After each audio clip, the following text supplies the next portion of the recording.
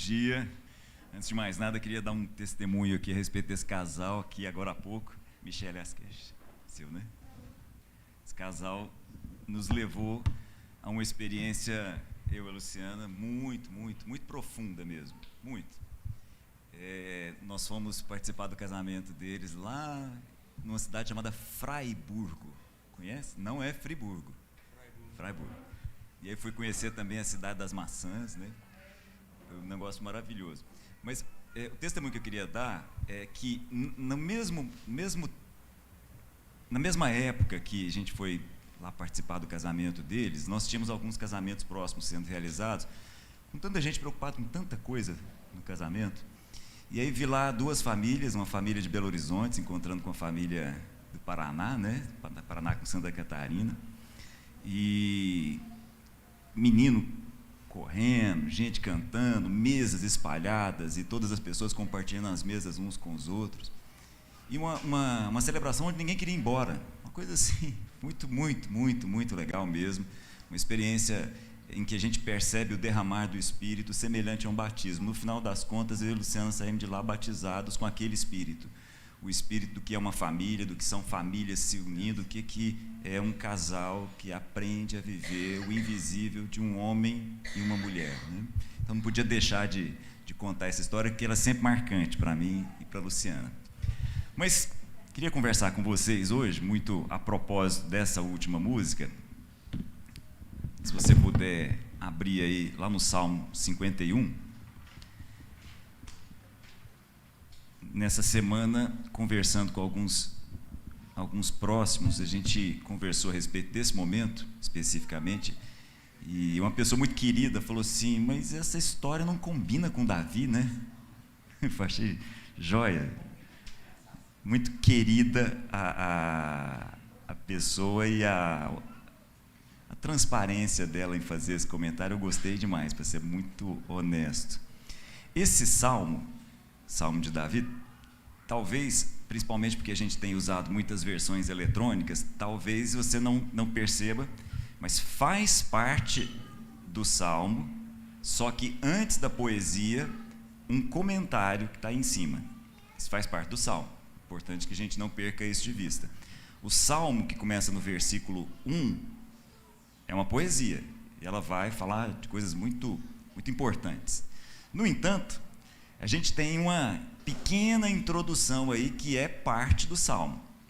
Tem dependendo da sua versão, tem também um cabeçalho. O cabeçalho foi colocado por algumas pessoas ao longo do tempo, assim como capítulos e versículos foram colocados por algumas pessoas ao longo do tempo, para facilitar o nosso encontro aqui, para facilitar as nossas reuniões. Então, dependendo da sua versão, fala assim: Davi confessa o seu pecado, suplica o perdão e roga a Deus que lhe renove o espírito. Isso daí é um homem colocando o início. Isso não faz parte original do Salmo. No entanto, o que vem depois, que diz assim, Salmo de Davi para o cantor Mor, quando o profeta Natã veio a ele, Davi, depois de Davi ter estado com Batseba. Isso faz parte do Salmo. Então é importante a gente entender esse primeiro detalhe aí. O cabeçalho de algumas versões é uma escrita humana. O que vem depois é o próprio Espírito Santo fazendo questão, é um acréscimo. O que vem depois é o próprio Espírito Santo fazendo uma introdução ao Salmo para nos ensinar a respeito do que vai vir daqui a pouco. O que o Cláudio está dizendo é bom a gente deixar isso bem claro. Essa breve introdução aí já é uma interpretação humana. A outra parte fazia parte da liturgia do Salmo. Ou seja, para que o Salmo pudesse ser compreendido, ele era compreendido a partir dessa declaração. Salmo de Davi, para o cantor principal, quando o profeta Natã veio a ele, depois dele ter estado com Betseba. Muito bem. Tratar desse texto exige um certo cuidado, porque, semelhante ao que nós fizemos na semana passada aqui, a gente vai lidar com um texto que é muito conhecido. E lidar com textos muito conhecidos acaba, no final das contas, sendo lidar com várias das nossas preconcepções, como, por exemplo, essa que está aí no início, esse comentário, Davi rogando perdão a Deus. Será que é isso que nós vamos encontrar nesse salmo? Deixa eu lembrar a história com vocês, vale a pena. Depois, quem quiser olhar com mais cuidado, está lá no livro de 2 Samuel. Então, o livro de 1 Samuel já tinha passado inteiro, a gente está no meio do segundo livro que fala a respeito de Davi. Então, muita coisa já tinha acontecido na vida de Davi. Muita coisa. Na verdade, nesse momento, do ponto de vista do reino, Davi está no seu melhor momento. É bom a gente entender isso. Davi conseguiu juntar o norte e o sul. Pela primeira vez, a gente tem as 12 tribos reunidas ao redor de uma capital, ao redor de um tabernáculo, e concordando com o rei. É a primeira vez que isso acontece. Davi era uma unanimidade no povo. Davi não se impôs ao reino. O reino do sul, em especial a tribo de Judá, se juntou, falou assim: Davi, você podia assumir o nosso reinado? Você podia ser o nosso rei? Nós percebemos que você é um ungido lá pelo profeta Samuel. Depois, mais adiante, 7 anos depois, as outras tribos, as chamadas tribos do norte, aquilo que a gente chama de Israel, se reuniu ao redor de Davi e também fez o mesmo pedido. Davi não se impôs ao trono. E aí, anos se passaram, Davi já está na maturidade da vida dele. Davi já não é mais um menino de 20, de 30, de 40, já é um homem maduro. Está com os seus principais inimigos, todos eles muito bem controlados, extremamente bem controlados, a ponto de Davi, num determinado momento, um pouquinho antes desse episódio, colocar 3 réguas, 3 cordas, mandar deitar um povo, falou assim: deita todo mundo aí, estica as cordas, quem estiver fora manda matar. E aí, me parece, inclusive, que muito a propósito, algumas coisas começam a acontecer, na forma como Davi vai lidar com o poder.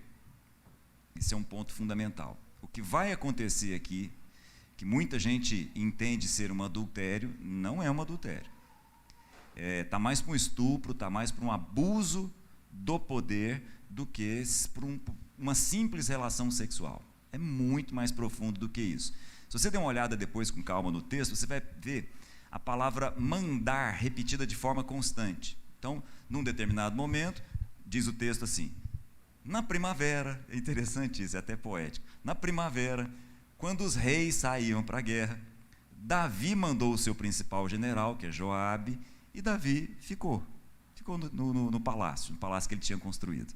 Palácio lindo, acabou de ser construído, estava ali, achou inclusive que ia fazer um palácio, ia fazer um templo, e aí o profeta falou: não é com você essa parada. Ele está lá no palácio dele, muito provavelmente um palácio muito bem colocado em Jerusalém, com uma vista muito boa, e aí Davi acorda à tarde, depois de um sono da tarde, ele acorda, vai fazer um passeio pelo palácio e vê uma mulher muito bonita tomando banho. Davi manda, olha a expressão, Davi manda chamar um servo, e aí pergunta: quem é aquela mulher que está ali? E o servo é muito específico na resposta. Ele diz assim: aquela lá é Batseba, ou Betseba, ou Betseba, ou Betshabá, tanto faz. A 7ª filha, filho, filha, e o Shabai, 7ª. Muito bem, ela é a 7ª filha de Eliã, esposa de Urias, o Etita, ou o Eteu, dependendo da sua versão, dá na mesma. Então o cara chega e dá o currículo, ó, aquela lá é filha de Eliã.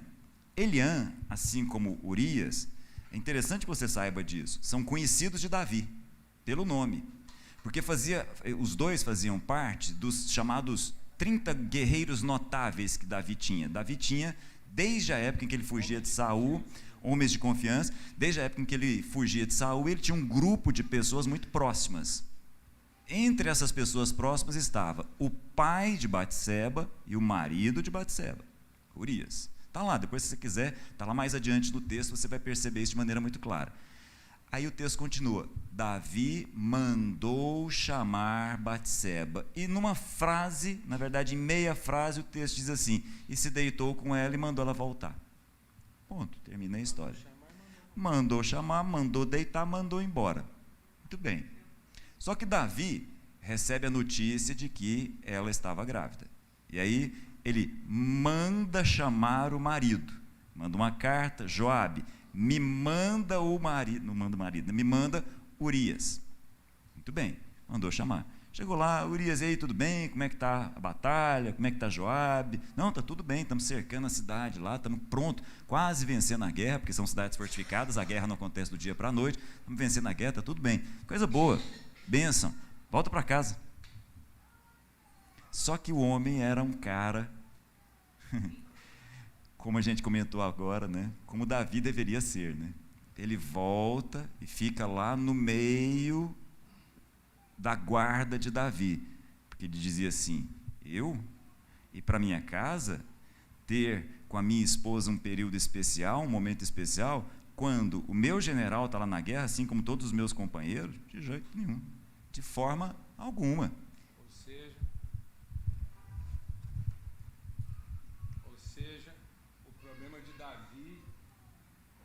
O problema de Davi não era estar dormindo à tarde. Era estar dormindo no lugar errado. Era como se Urias estivesse dizendo para ele.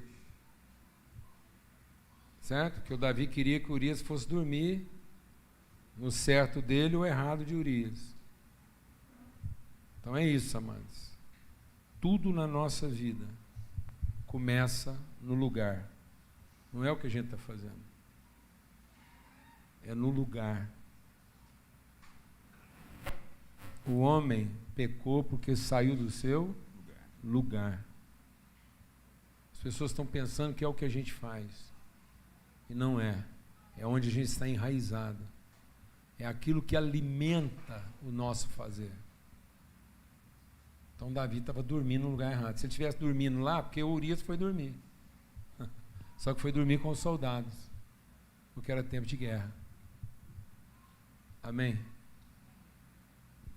Enfim, quando Davi percebe que Urias não vai ceder, fala: bom, ok, então Urias, vou entregar uma carta, nem dopado, nem dopado, nem entorpecido, nem manipulado com química, ele cedeu. E aí, Urias, é o seguinte, de novo, manda essa carta para Joabe, o general. Urias recebe a carta. A carta é: manda Urias ficar na frente de batalha no pior lugar possível. A palavra manda aparece várias vezes e aí manda todo mundo se afastar dele, deixa ele. Só que aparecem dois mandar depois desses de Davi. Um é que Batseba manda dizer a Davi que está grávida. E depois Deus manda o profeta Natã conversar com Davi. Isso por si só já merecia um certo cuidado nosso, já merecia uma conversa longa, porque quando Natã vai conversar com Davi, Natã fala a respeito de um homem rico e de um homem pobre. Natã vai conversar com Davi a respeito de poder, porque a grande questão é que Davi, nesse momento da vida dele, não estava sabendo lidar com o poder que tinha. Mas o meu ponto com vocês não é esse. Isso aí é uma conversa que a gente podia ter, vale a pena a gente conversar, ainda mais nos tempos que nós estamos vivendo. Mas o ponto principal que eu queria comentar com vocês é que, logo após aquela parábola que Natã conta, que Davi não percebe ser uma parábola, para ele era uma história que estava acontecendo no reino dele. Como assim? Um rico pega a única cordeira do pobre e manda matar porque chegou um visitante, e esse visitante precisava de uma cordeira, mas o rico tinha um monte e pegou logo a do pobre? Como assim? Esse cara merece morrer, vai ter que pagar muito mais. E aí Natã diz para ele: é você o homem. Na hora, Davi para e fala: como? O que eu tenho para te dizer da parte de Deus é o seguinte: eu, Davi, o Senhor, te tirei de onde você estava, lá do meio das ovelhas, e te coloquei no lugar onde você está, e te dei tudo que você tem. E mais, Davi, se você quisesse mais, eu te daria. Se você quisesse mais, eu te daria. Só que você matou Urias pela mão dos amonitas e agora tomou a mulher dele. Davi para, pequei. E aí vem um ponto que eu queria marcar com vocês para a gente fazer a releitura do Salmo. A sequência é o seguinte: o profeta Natã diz assim: Davi, está perdoado. Presta atenção nisso. Nós não vamos ler um salmo em que Davi está pedindo perdão.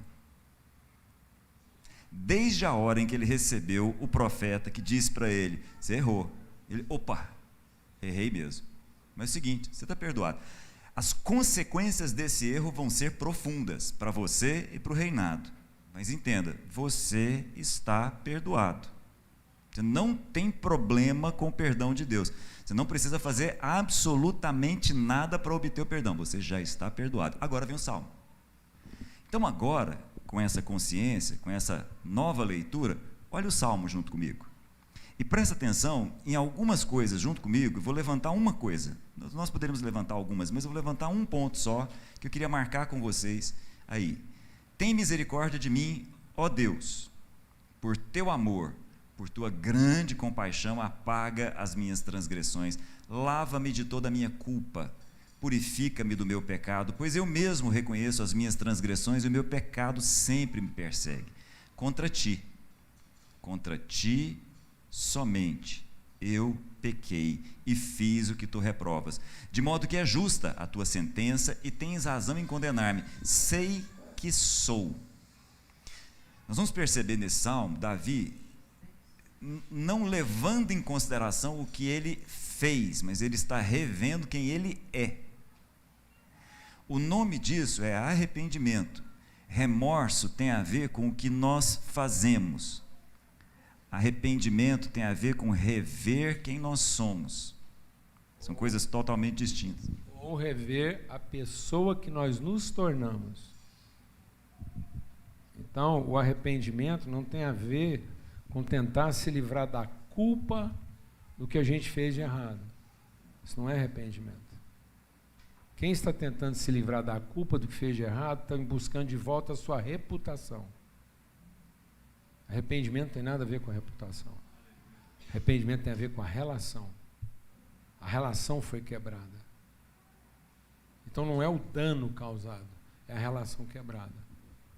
Tanto que pessoas não arrependidas tentam compensar o dano, como Judas. Vou devolver o dinheiro.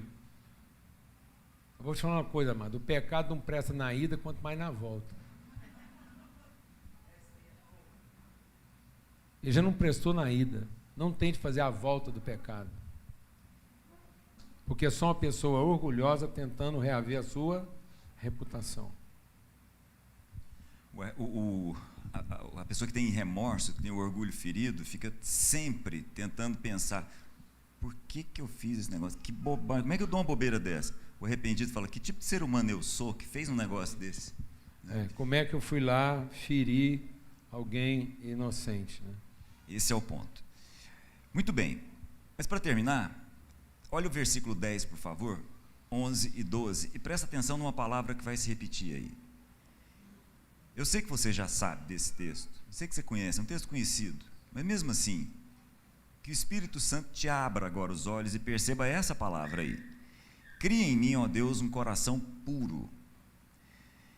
A palavra cria aí é a mesma que nós cantamos, é bara, que é exatamente a palavra que também é utilizada pelo artesão, pelo oleiro, ao formar. No seu original, Deus formou a partir do nada. Agora Ele tem algo aqui para ser usado e criar. Cria em mim, ó Deus, um coração puro e renova dentro de mim um espírito estável, um espírito inabalável. A questão aí não é ser estável ou inabalável, principalmente. A questão aí é espírito.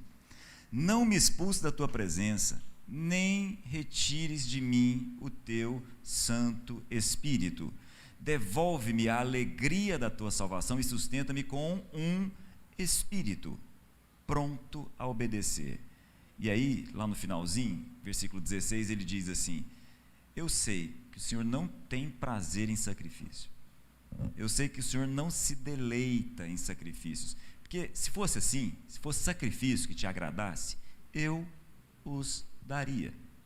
Se fosse uma questão de oferecer um holocausto, se fosse uma questão de entregar ao Senhor um sacrifício, o que quer que fosse, eu daria. Mas o detalhe é o seguinte: o sacrifício que agrada ao Senhor, eu já descobri. O espírito quebrantado é o sacrifício que agrada ao Senhor. A nossa revisão tem que passar por aí, o nosso arrependimento tem que ser: com que espírito eu estou fazendo o quê? Estou fazendo com um espírito que não está quebrantado, ou estou fazendo como quem se submete ao Espírito de Deus na minha vida? Nós precisamos entender uma coisa que a gente tem muita dificuldade de aceitar, embora a gente entenda. Quando a gente diz que Jesus passou 33 anos por aqui e abriu mão de ser Deus, todo mundo aqui fala: é isso mesmo, certo, ninguém vai discordar. Mas só que as consequências disso a gente não gosta. As consequências dessa compreensão nós não gostamos. Então, quando a gente diz assim, ó, Jesus, o Filho, o Eterno, aquele que é o primeiro e o último, o Alfa e o Ômega, abriu mão. Literalmente, ele abriu mão de ser Deus. Ele não considerou que o fato de ser Deus era algo com o qual ele não podia bom abrir a gente mão. Entender, né? Que assim, Jesus não abriu mão de uma coisa que está sendo dada. Jesus se esvaziou de algo que já estava nele. Às vezes a gente está achando muito ter que abrir mão de uma coisa que a gente poderia ter. Jesus está se esvaziando daquilo que ele já é. Por isso que ele se esvazia de algo que é intrínseco dele, para ser encontrado em figura humana. Então a palavra de Deus está dizendo o seguinte: para ser humano, deixa Deus ministrar o nosso coração. Nós só vamos ser o humano que nós fomos feitos para ser, se a gente for absolutamente esvaziado de qualquer expectativa da divindade. Você não vai ser o humano que Deus te fez para ser, enquanto você estiver agarrado em quem? Deus. No divino. Para te poupar de ser humilhado. E aí ele se esvazia para ser achado em figura humana, e achado em figura humana ser o quê? Humilhado. Então você já achou que era muito o esvaziamento? Então agora é um ser humano humilhado. Aí a vontade de Deus, esse é o homem que Deus nos fez para ser. Totalmente esvaziado. Eis o homem, é a expressão. E eu estou dizendo que a gente tem dificuldade de aceitar pelo seguinte: nós não temos dificuldade de perceber que quando Jesus estava em Jerusalém, ele não estava em Samaria. Então, nós não temos dificuldade de entender que Jesus abriu mão da sua onipresença. Mas a gente tem uma certa dificuldade de perceber que Jesus abriu mão da sua onipotência e abriu mão da sua onisciência. Quem me tocou? E é exatamente isso que acontece. Jesus abriu mão de todo o seu poder, assim como abriu mão de toda a sua onisciência. Aí você fala assim: como? Já começou a ficar bem bagunçada essa história. Porque olha só, quem tem pleno conhecimento não precisa ter plena ciência. A gente só quer ter plena ciência porque não tem conhecimento. Aí a gente quer compensar a falta de conhecimento na ciência. Então quem precisa saber de tudo é porque não conhece nada. Porque se você conhece tudo, você não precisava saber de nada. Amém, irmão? Mas se você precisa saber de tudo, é porque você não conhece nada. Porque se conhecer, você não precisava saber. Glória a Deus. Aleluia. Inclusive, Amém, irmão? Isso é libertação. Desse ponto de vista, do ponto de vista do saber, nós hoje sabemos muito mais do que Newton, do que Jesus. As pessoas ainda chegam para mim achando que vai me seduzir. Você está sabendo o que eles estão falando de você? Rapaz, eu quero conhecer o que Deus falou de mim. E continua falando. Glória a Deus, né, mano? O que você vai fazer? Eu lidar com as coisas que as pessoas andam dizendo a meu respeito. Porque você sabe o que as pessoas andam dizendo a meu respeito? Vai fazer por mim? Nada. Porque o que vai me transformar é aquilo que Deus disse a nosso respeito. Tanto é que Jesus falou assim: o que eles andam falando de mim? Você é o profeta, você é o cara, você é a divindade. Ele falou: e vocês? Aí o Pedro fala: tu és o Cristo, o Filho de Deus vivo. Está vendo? Não é carne nem sangue, é o que o Espírito revela a seu respeito, amado. Esse é o ponto. Esse é o ponto. O Espírito. Esse é o ponto que a gente tem uma certa dificuldade de entender. Jesus era homem submetido ao Espírito Santo. Esse é o nosso enorme desafio. Quando Jesus perdoa, ele não perdoa porque tem poder divino para perdoar. Ele perdoa porque se submete ao Espírito. Quando Jesus cura, Jesus não cura porque tem poder para curar. Jesus cura porque é homem submetido ao Espírito Santo e por isso cura. Quando Jesus está numa reunião e ele tem noção do que as pessoas estão pensando naquela reunião, ele não tem essa noção, esse discernimento, simplesmente porque ele é Deus, mas porque o Espírito Santo dá discernimento a ele. E aí eu queria dizer para vocês... Revela o coração dos homens aí. E aí eu queria dizer para vocês, nós somos pessoas que, submetidas ao Espírito Santo, temos a mesma capacidade de perdoar que Jesus teve. Nós somos homens que, submetidos ao Espírito Santo, também temos capacidade de curar como Jesus curou. Inclusive curar casamentos, curar relações de pais e filhos, curar relações de irmãos que estão deterioradas, estão numa doença que há muito se perdeu. Submetidos ao Espírito Santo, nós temos condição, como Jesus, de discernir o espírito dos lugares onde nós estamos. E o mais importante, e eu paro por aqui, submetido ao Espírito Santo, nós entendemos que é o Espírito que nos orienta.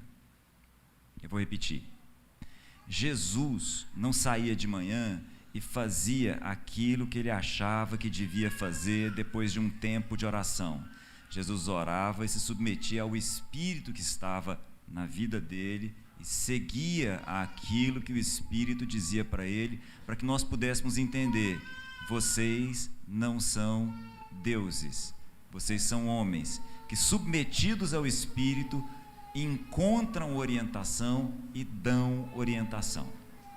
A imagem de Jesus sendo batizado, quando ele chega para ser batizado, nós sabemos disso. João diz para ele assim: puxa, você aqui batizando, para quê? É isso mesmo, você batizando, sou homem. E ao ser batizado e receber o Espírito em forma de pomba, de forma muito proposital, ele recebe o Espírito em forma de pomba e todo mundo percebe, é o Espírito Santo ali, é isso mesmo. Mas não é ao acaso, não é de forma aleatória que é uma pomba, é que a pomba é... Não é porque era um passarinho que estava passando lá naquela hora. Não era um corvo, não era um urubu, não era um colibri, não, né? Não era um pica-pau. Tinha que ser uma pomba, porque pomba é símbolo de orientação. Para os mais novos isso pode parecer estranho, mas boa parte da Primeira e da Segunda Guerra Mundial teve comunicação através de pombo-correio. Os mais novos devem achar estranho, né? Mas os pombos têm uma capacidade de orientação que nenhum outro animal tem. E aí o pombo-correio tinha na patinha um bilhete que ia, levava e voltava, porque o pombo é símbolo de orientação. Então, quando o Espírito é derramado sobre a vida de Jesus, fica claro para todo mundo, é o Espírito sendo derramado, mas fica claro também o seguinte: Jesus é homem submetido à orientação do Espírito na vida dele. Voltando a Davi entendeu. Davi entendeu. Preciso do teu Espírito para que eu seja orientado.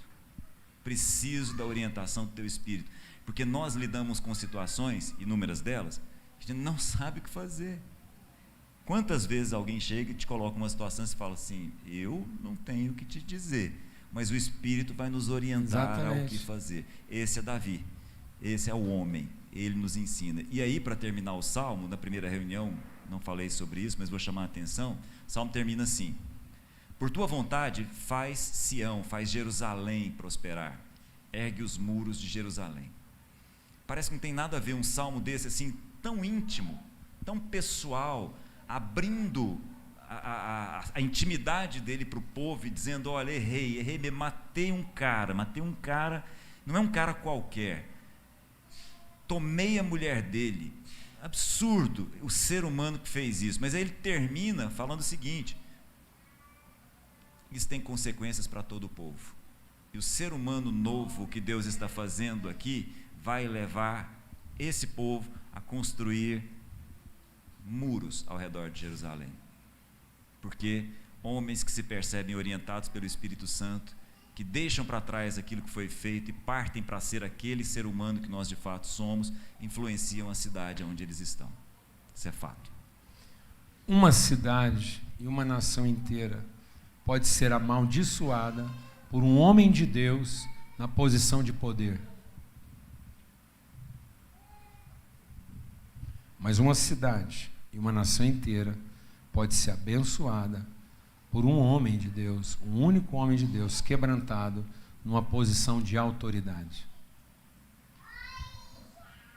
Alguém que se submete ao propósito está na posição de autoridade. Alguém que se apropria do poder está na posição de poder e pode amaldiçoar toda a cidade. Na posição de poder, Davi é o homem de Deus amaldiçoando toda a nação, amaldiçoando a família. Mas na posição de autoridade, submissa à vontade de Deus, ele diz que a primeira coisa que vai acontecer é que toda Jerusalém prosperará. O Brasil não está precisando de um governante. O Brasil está precisando de uma igreja quebrantada e submissa ao propósito dele.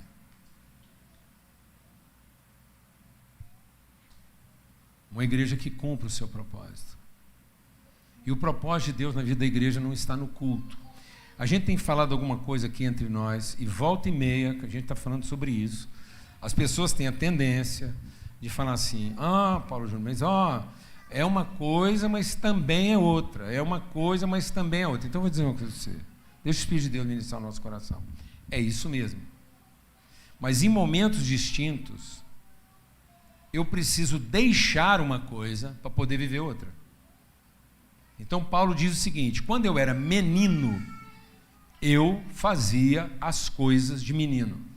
Mas quando eu cheguei a ser adulto, eu deixei das coisas próprias de menino. Depois o escritor da carta de Hebreus, que eu suponho que seja Paulo, ele diz assim, eu deveria estar falando com vocês de coisas mais adiantadas, mas eu estou tendo que voltar a vocês como se fossem meninos. E eu me recuso, agora Paulo está dizendo, eu me recuso a voltar com vocês sobre os rudimentos de Cristo. Ora, então ele está abandonando Cristo? Não. Ele está deliberadamente forçando a igreja a deixar a relação dela com Cristo de forma rudimentar para poder viver a relação dela com Cristo de forma madura. E aí você tem que deixar as coisas próprias de menino. E o que são as coisas próprias de menino? São as necessidades satisfeitas pelo poder. O menino não quer a relação, ele quer a satisfação. Por isso, enquanto ele é menino, em nada ele é diferente de um servo, porque na cabeça dele, Deus está interessado no serviço e não na relação. Então, toda criança, ela não está preocupada com a relação, ela está preocupada com o benefício do serviço. Então, toda criança quer mamar. Então, ele não vê a mãe, ele vê o peito, e não interessa se é o peito da direita ou se é o peito da esquerda. Por isso que não vê um peito só. Porque tem hora que mama na direita, tem hora que mama na esquerda. Interessa é quem tem leite para dar de mamar. Mas não quem quer assumir a responsabilidade de ser adulto. É a preocupação com benefício. Então, amados, é isso que o Davi está dizendo. Eu me arrependi. E eu me arrependi de ter a relação quebrada. Por isso que ele diz assim, não me aparte de ti. Então, agora que ele está arrependido, ele não está preocupado com as consequências daquilo que ele fez. Ele está preocupado com a relação que foi quebrada. Então, o verdadeiro arrependido, ele não está preocupado em compensar os danos da coisa errada. Ele está ocupado em restaurar o quê? A relação. Por isso que o Cláudio insistiu, e às vezes as pessoas não prestam atenção, ele insistiu no fato de que o Salmo não fala de Davi pedindo perdão. Eu tenho um amigo que é muito enfático nisso, e volta e meia eu tenho que lembrar dele. Ele fala assim, gente arrependida não pede perdão. Porque nós não temos orientação bíblica para pedir perdão. Deus nunca mandou ninguém pedir perdão. Mandou arrepender e perdoar. Porque quem pede perdão já está inconscientemente manipulando a tratativa. Porque ele já está dizendo para o outro como é que ele quer ser tratado. Então, quem pede perdão está pensando em recuperar a reputação. Quem confessa pecado está ocupado em restaurar a relação. Pequei contra ti. Porque eu vou entender que quando é de pecado de fato, eu não pequei contra ninguém. Davi não pecou contra Urias. Davi não pecou contra Betseba. não pecou contra a mulher dele. Não, ele pecou contra a vontade de Deus para a vida dele. Então o pecado é uma quebra de propósito, é uma rebeldia contra um destino e não um comportamento ruim. Então eu não estou me arrependendo de um comportamento ruim, tentando resgatar a minha reputação e ser aceito de novo e voltar a merecer. Tanto é que muitas vezes as pessoas pedem perdão para se livrar das consequências do que fizeram de errado, ou para ter de volta os benefícios que perderam. É simples assim. Nós estamos lidando com uma situação agora gravíssima. Gravíssima. Uma das situações mais graves que eu já vivi no meu ministério. É quase parecido lá com 1 Coríntios, com o homem que se deita com a mulher do seu pai. E aí o que acontece? Olha que a bagunça aflora e todo mundo se percebe do tamanho da bronca, aí todo mundo quer ajuda para quê? Para arrefecer o dano. Não, agora precisamos de ajuda, como é que vai ser isso? Quem vai contar? Quem vai contar para o marido traído? Ele é doido, ele é nervoso, pode ser que ele vai matar alguém, pode ser que ele vai matar alguém mesmo. Isso tinha que ter sido pensado antes do pecado. Porque arrependimento não vai me isentar da responsabilidade. Arrependimento vai me livrar da culpa, mas não da responsabilidade. E pode ser que alguém morra, pode ser que alguém suicida, pode ser que alguém fica doido. E aí quem pecou é responsável pelo doido, pelo que se matou, pelo que caiu na droga, não com a culpa. Você não tem culpa. Mas nós temos o quê? A responsabilidade. Tanto que Davi teve que enterrar um filho morto. E aquele filho morto é culpa do pecado de Davi? De jeito nenhum. Mas era a responsabilidade dele agora ter que administrar o luto e a vergonha. E é tanto uma questão de responsabilidade que depois, lá na genealogia de Jesus, quando ninguém estava nem tocando no assunto, não falasse assim, é um assunto esquecido, ninguém nem lembra que a Betseba foi essa mulherzinha e que o Davi foi esse homenzinho. Agora está tudo bom, nasceu Salomão, colocaram uma pedra em cima. Pedra em cima? Vai lá em Lucas. E Davi gerou Salomão daquela que foi a mulher de Urias. Outro dia eu estava pregando na igreja, o irmão virou para mim e falou assim, Paulo Júnior, eu acho que a gente não vai ter lembrança lá no céu não. Eu falei, com certeza não pode. Não pode ter lembrança, pode ter memória, lembrança não pode. Porque se tivesse lembrança, você imagina o encontro de Urias e Davi no céu.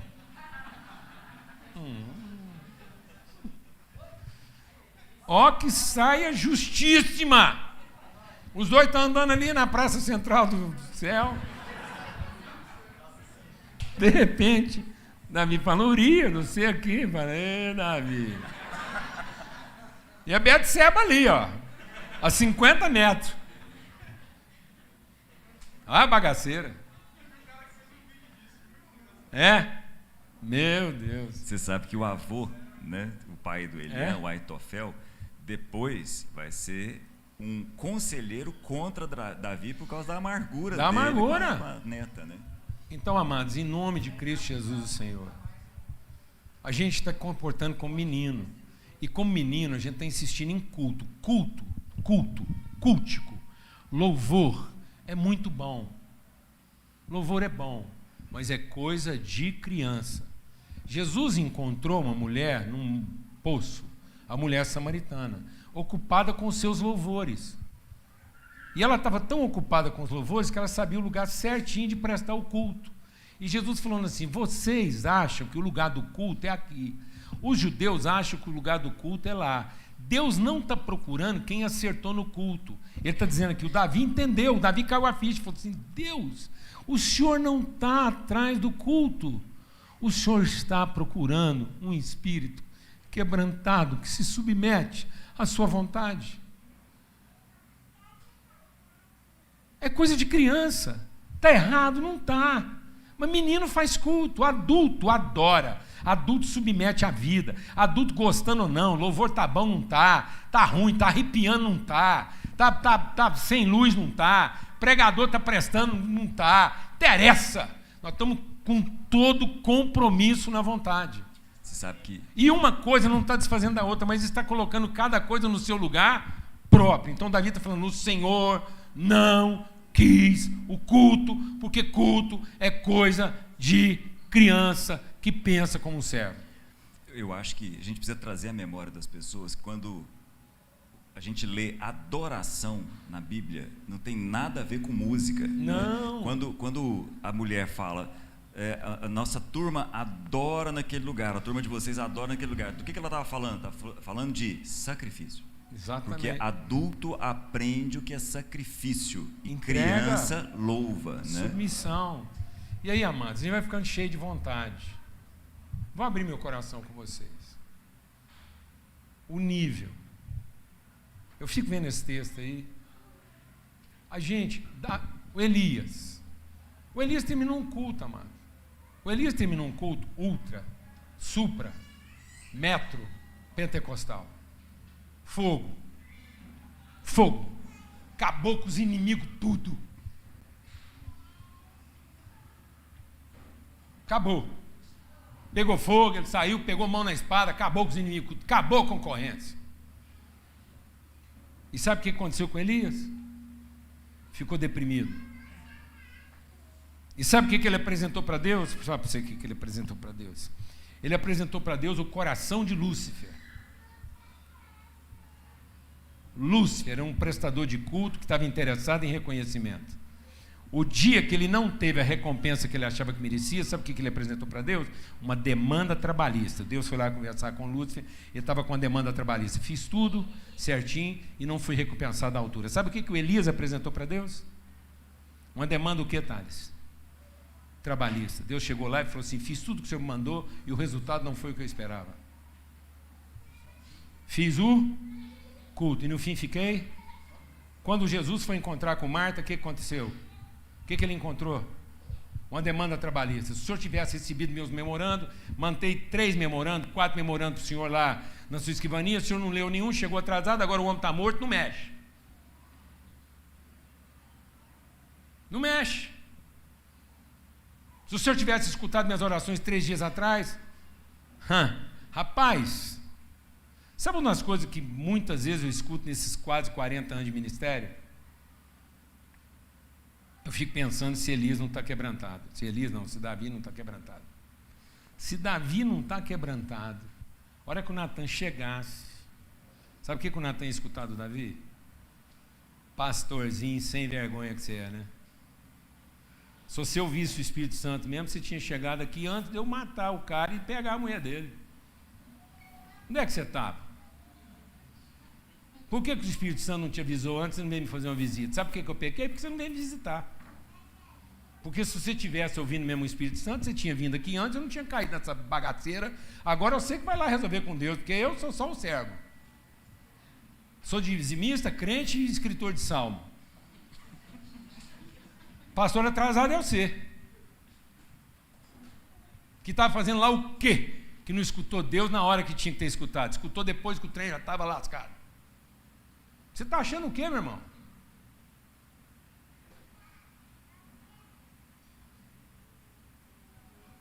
Nós estamos brincando.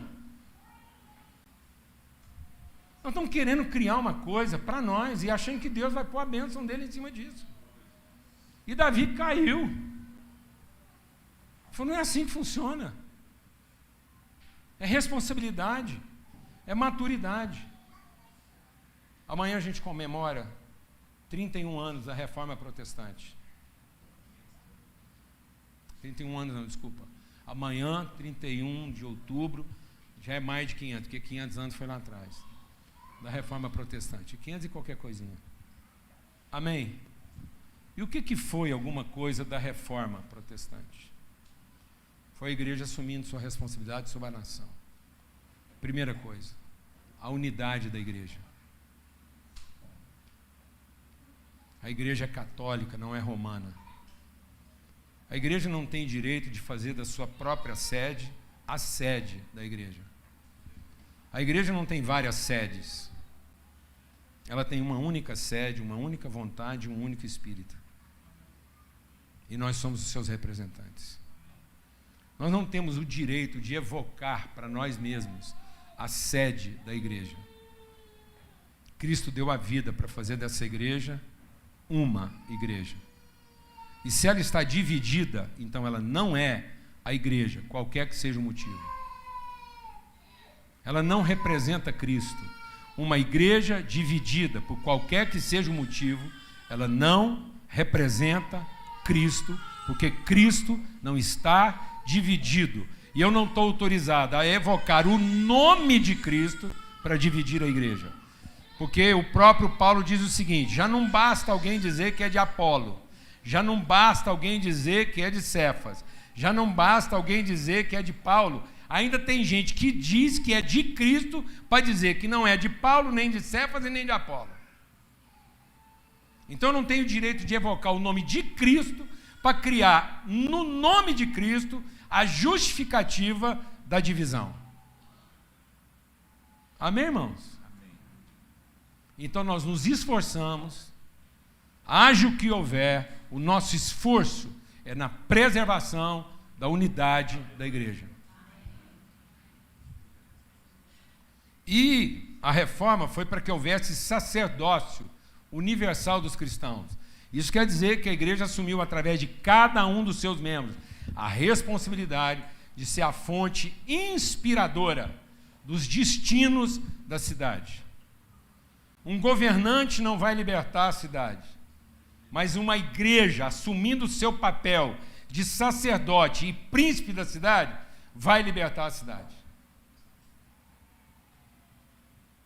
Por isso não é poder, é autoridade, na plenitude do nosso compromisso e na nossa responsabilidade. Então eu quero fazer um apelo.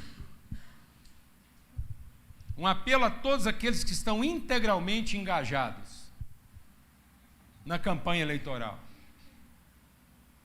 Que antes da gente ficar preocupado qual vai ser o resultado dessa eleição, a gente esteja ocupado em corresponder à eleição que foi feita na eternidade. Existe uma eleição que precede todas as outras. É quando a Trindade se reuniu e nos elegeu como aqueles que vão ser o sal dessa terra e a luz desse mundo. Em nome de Cristo Jesus. Isso quer dizer o seguinte: que todos aqueles que mudaram suas agendas, assumiram o compromisso integral, investiram dinheiro que nem sabia se tinha, mas estão investindo, que continuem nessa vocação, independente do resultado da eleição. Que nós continuamos a ser esse tipo de gente, que muda a agenda, que tem compromisso integral com o país e não só de um mês, que está disposto a torrar dinheiro vivo mesmo, que esse dinheiro nós ainda não vimos não, viemos agora. Esse tempo a gente ainda não viu no reino não, vimos agora. Essa flexibilidade de tempo, achando hora que não tinha, alguns irmãos não tinham tempo, agora arrumaram. Não tinha dinheiro, agora arrumou. E não tinha esse fogão não, agora tem. Então vamos manter. Vamos manter isso para o resto das nossas vidas. Tem gente que apostou 100% em 50%. Antes, ele mal apostava 10% em 100%. Mas agora ele apostou 100% em 50%. Então eu quero te convidar a apostar 50% em 100%. Pelo menos.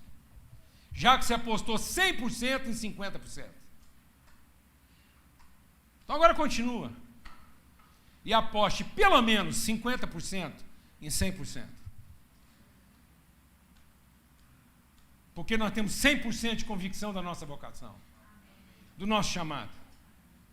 Muita gente tem me pedido postura.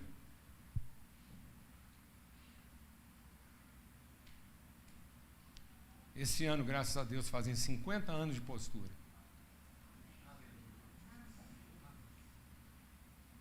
E não estou dizendo isso para envergonhar ninguém. Eu estou fazendo isso igual Paulo falou que faria. São 50 anos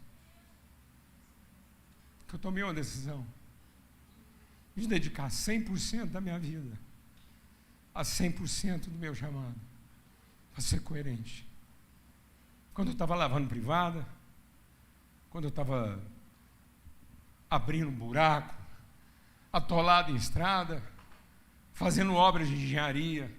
Graças a Deus, como engenheiro, eu tive oportunidade de fazer obras que são monumento para quem quiser ver. Nunca devi nada, nem profissionalmente, nem nada. Graças a Deus. E quero dar esse testemunho. Nunca tive falta de coisa alguma. Frequentei palácios e dormi em choupanas. E sempre 100%. Alegria. Deus nunca me prometeu felicidade, mas Deus sempre me garantiu alegria. Alegria de ser 100% em tudo aquilo que Ele me chamou para fazer, fosse o que fosse. Passando manteiga no pão para quem quisesse comer. Então, em nome de Cristo Jesus, vamos ouvir o que o salmista está dizendo para nós hoje. Arrependam-se, porque Deus não está procurando culto. Deus está procurando um espírito quebrantado. Gente arrependida de viver para si mesma. Porque enquanto poder, cada um fez os seus negócios, naquilo que interessava. Amado, deixa o Espírito de Deus ministrar o nosso coração. O problema dessa nação não está no executivo. O grande desafio dessa nação está no seu legislativo e no seu judiciário. Atolado em lama e barganha. O executivo era para ser só um executivo.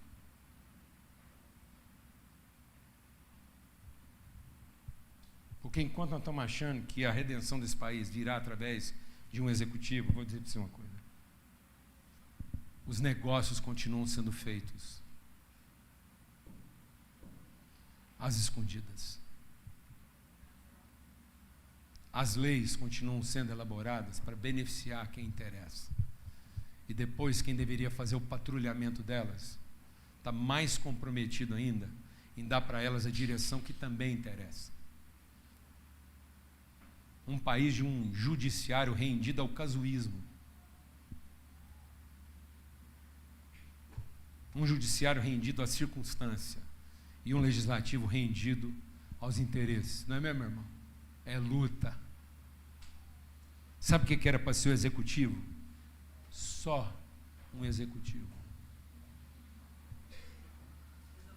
Com leis bem feitas e com justiça. Só isso. Por que tem tanto poder no nosso executivo? Porque ele tem status de príncipe regente que ele não tem e nunca deveria ter. Era para ser só um executivo. Nós estamos falando de arrependimento, amados. Nossas principais instituições que poderiam fazer frente a tudo isso estão agachadas e se renderam, intimidadas. Então, em nome de Jesus. E quem são a luz dessa coisa toda? Quem poderia estar trazendo luz, brilho e sal nessa terra? Nós, a igreja. Sabe onde é que as posições têm que ser tomadas? Lá, em que cada um de nós responde à eleição que foi feita na eternidade. Em que Deus levanta sua voz no seu mais alto e sublime trono e diz: quem irá por mim? E cada um de nós aqui dizer: eu irei, eis-me aqui. Essa é a convocação que todos nós aqui deveríamos estar respondendo. Essa é a convocação que todo filho e filha de Deus tinha que estar respondendo. A convocação do Pai, aquele que nos elegeu na eternidade para trazer redenção a essa terra. com o mesmo espírito, ou com mais espírito, que nós estamos recebendo a convocação dos homens. Em nome de Cristo Jesus, o Senhor. Pelo sangue do Cordeiro. O Brasil precisa de uma igreja madura e que pare de se comportar como criança. Que acha que vai resolver o problema dela no culto e não no quebrantamento. E não assumindo a sua responsabilidade. Se alguém achar que isso é um desabafo, que eu estou aborrecido, fica na dúvida, não. Estou e muito. Estou triste, estou sofrendo. Angústia de ver que a gente podia estar mais maduro, que essa nação podia estar dando lições para a humanidade, que não existe um pedaço de terra nesse mundo que tenha as condições de iluminar a humanidade como nós temos. E a gente resolvendo isso como criança, tentando resolver a quem pertence isso. Não pertence a nós, pertence ao mundo, pertence ao Senhor. E ninguém nunca vai determinar o nosso futuro. Não existe um único filho de Deus que vai morrer matado. Se é filho de Deus, não morre matado. Morre de oferta espontânea, mas não matado. Jesus não morreu matado. Morreu quando tinha que morrer. Em oferta espontânea e sacrifício vivo. Ninguém vai tirar a sua vida. Jesus diz: a vida está em mim. Ninguém vai tirá-la de mim. Mas eu quero espontaneamente oferecer a minha vida em favor do nosso povo. É isso. Não morra matado, meu irmão. E nem viva pensando que alguém pode matar você. Amém. Só ignorantes e rebeldes morrem matados.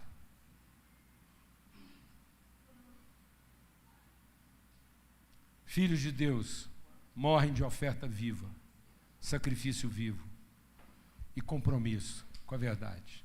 Amém? Isso é para te trazer alegria. Estou angustiado, estou triste, porque não dá para ser feliz, amado. Dá para ser feliz num mundo desse, com tanta gente doente, uma hora um problema, outra hora morrendo, não tem jeito. Só um alienado, só um drogado para ser feliz. Só o capeta promete felicidade. Agora, nesse mundo a gente tem alegria. Apesar de toda angústia, de todo desafio, de toda pressão, a gente lá em casa amanhece alegre todo dia. Durma alegre e amanheça alegre. E sabe o que eu estou doido para fazer hoje, depois da meia-noite? Trabalhar. E muito. Amém? O que você está doido para fazer amanhã? Trabalhar. E quanto? Muito. Entregando quanto? 100%. 100% por 100%. Agora, se não der, pelo menos 50%. Já que você entregou 100% por 50%. Acabei. Já acabei. Ela está preocupada porque eu estou meio convalescendo. Não, você não está. Você está saudável. A gente só está tendo a oportunidade agora, vem cá, de concluir essa mensagem de uma forma bem prática, que a gente quer continuar trabalhando 100% em favor da causa lá daquelas famílias que nós já estamos sendo resposta, acho que é o 6º ano já lá, não. É mais já, né?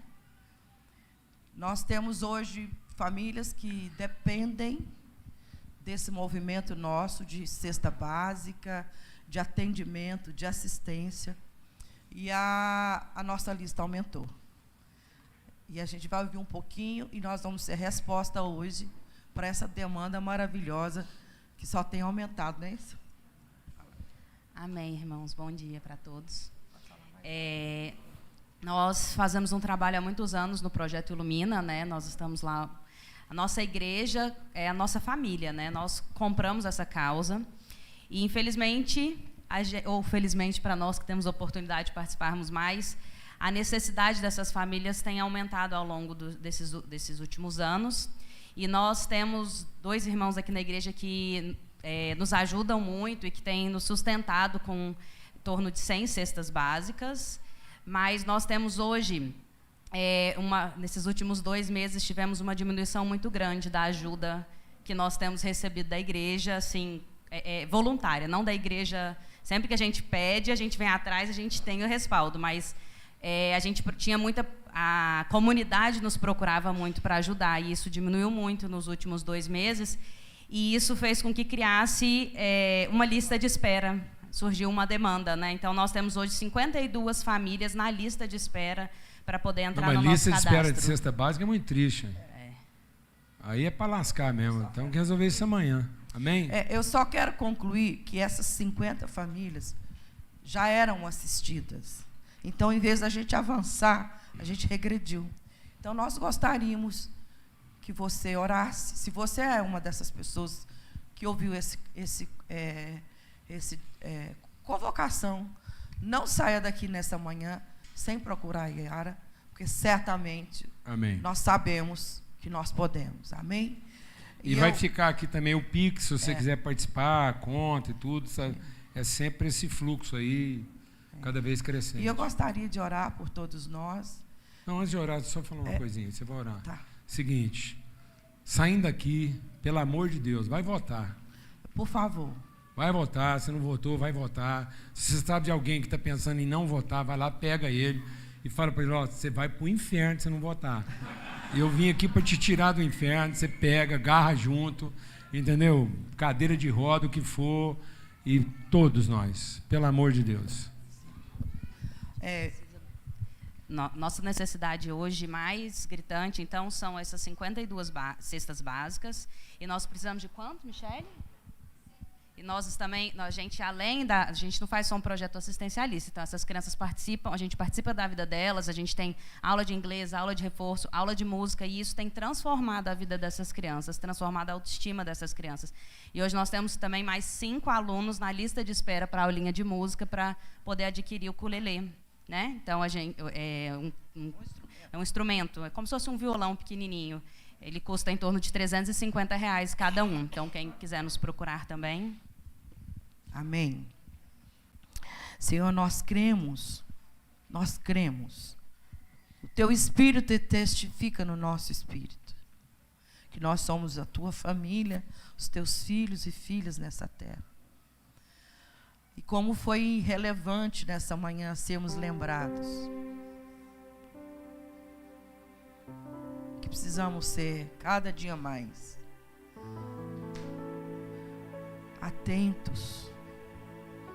Quando a Tua palavra nos diz em Efésios 4, para a gente não entristecer a presença do Espírito Santo com práticas tão singulares. Tua palavra nos exorta ali que a gritaria, a fofoca, a contenda apaga, entristece a Tua presença em nós. Então são coisas tão corriqueiras que às vezes a gente se distrai. E foi tão relevante nessa manhã, como filha do Senhor, ser lembrados que nós precisamos nos dedicar cada dia mais a Te conhecer e prosseguir em Te conhecer, para que possamos em dias difíceis e fáceis fazer somente a Tua vontade. Deus, hoje é um dia tão especial para a nossa nação. E nós cremos que a Tua vontade será feita. Nós nos submetemos somente a Ti, Senhor. E oramos para que todo coração que foi quebrantado seja consolado nessa manhã. E se levante e declare que hoje é o dia que o Senhor nos deu. E tão singelo a Yara nos trazer aqui essa exortação de que nós somos resposta para todas aquelas famílias que estão ali passando no projeto Ilumina. Que nós também queremos continuar esse próximo tempo, esse próximo ano, não sendo só supridores de demandas, de necessidades físicas, mas necessidades espirituais tão relevantes naquele lugar. E agora eu quero declarar que a paz do Senhor Jesus Cristo esteja guardando a nossa mente, o nosso coração, até a consumação de todas as coisas, em nome de Cristo Jesus.